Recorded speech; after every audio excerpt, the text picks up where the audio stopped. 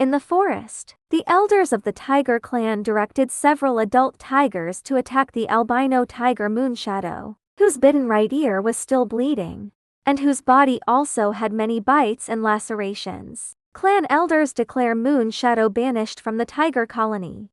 Why?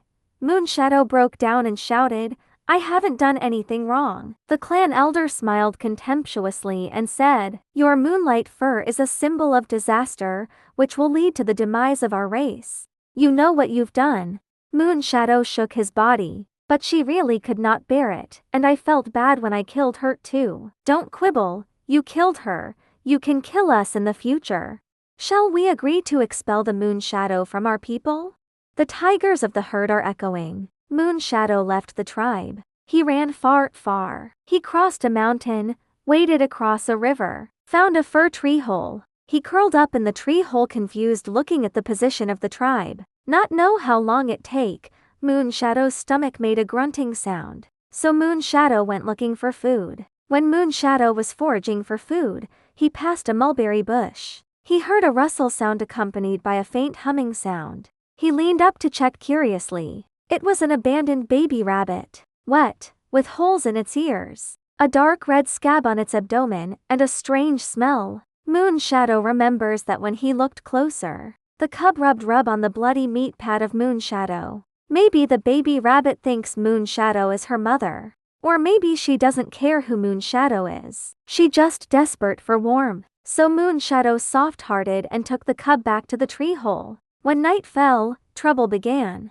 The cub suddenly let out a faint sob, a sound like a rusty silver bell, and the cub repeatedly curled up, lifted her legs and pushed against its belly. Moonshadow nervously wrapped its tail around her, as if to stop the action, but felt the cub's abdomen swelling, making a purring sound. The poor little guy is experiencing the first gastrointestinal cramps after weaning. Shh.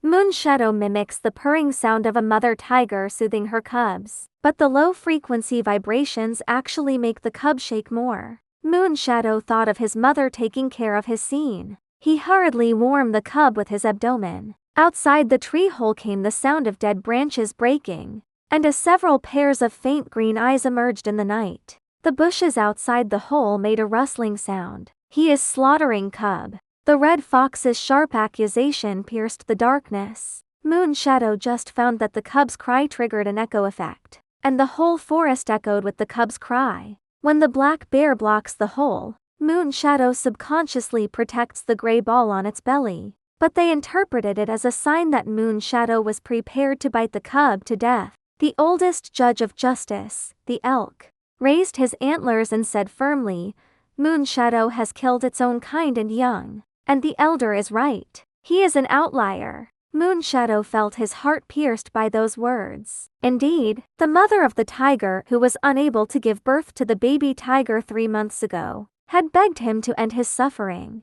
But now the tigress's body had become evidence of his death.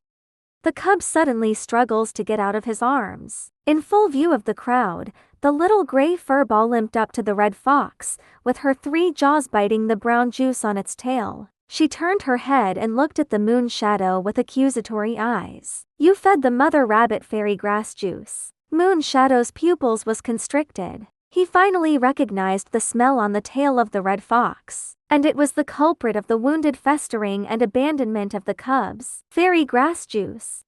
These guys deliberately fed the mother rabbit the fairy grass juice, so that the lactating mother rabbit went crazy and abandoned the child. They blame animals for abandoning their babies. The red fox was angry and threw the rabbit cub to the black bear, commanding the black bear to attack the rabbit cub.